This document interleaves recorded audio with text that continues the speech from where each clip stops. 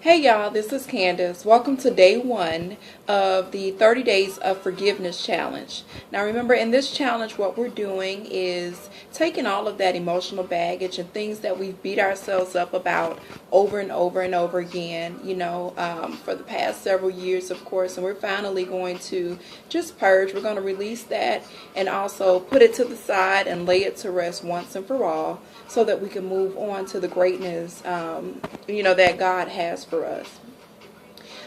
What I want to talk about today is going to be, surface level, of course, dealing with the surface. And that's flaws, Everybody has flaws. Now, there's not one perfect person on this earth. Even the most beautifulest person, and yes, beautifulest is a word. It's a word today. The most beautiful person have flaws. Now, what things that we may not like about ourselves, other people may find as being beautiful and even unique. So learn to love yourself for who you are. And remember that we are just spiritual beings having a human experience. So also with that, let's learn to not beat ourselves up, of course, and take care of ourselves because we only get one body.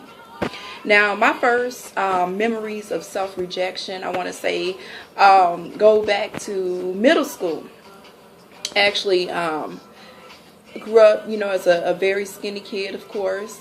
Clothes wouldn't fit. I was flat in the back, in the front, just flat, straight up and down, like an ironing board.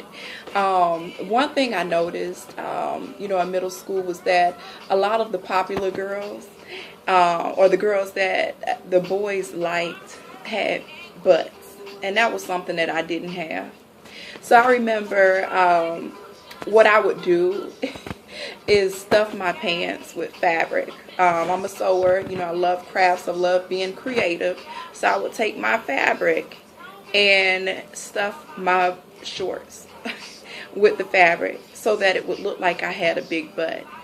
And it wasn't until one of my classmates, male classmates, who was blowing my head up about, oh, Candice, your butt is big, blah, blah, blah, saw that, after class one day, my butt went flat, so I had moved on from that. I wanted dimples, because I don't have dimples, of course. And what I would do was bite the insides of my cheeks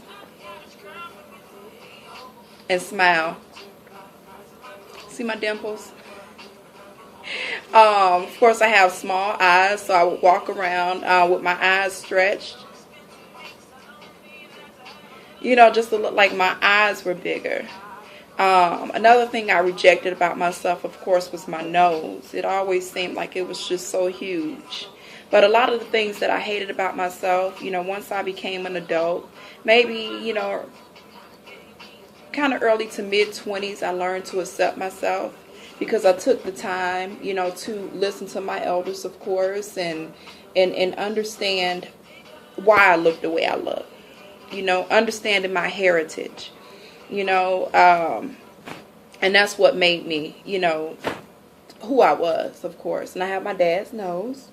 I used to want to get cosmetic surgery, or plastic surgery for my nose for the longest time, and it wasn't until, I want to say, the past maybe 5 to 7 years that I've come to terms with my nose.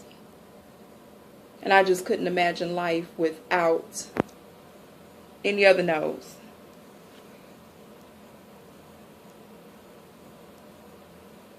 Yeah, I think I would have just looked a little off.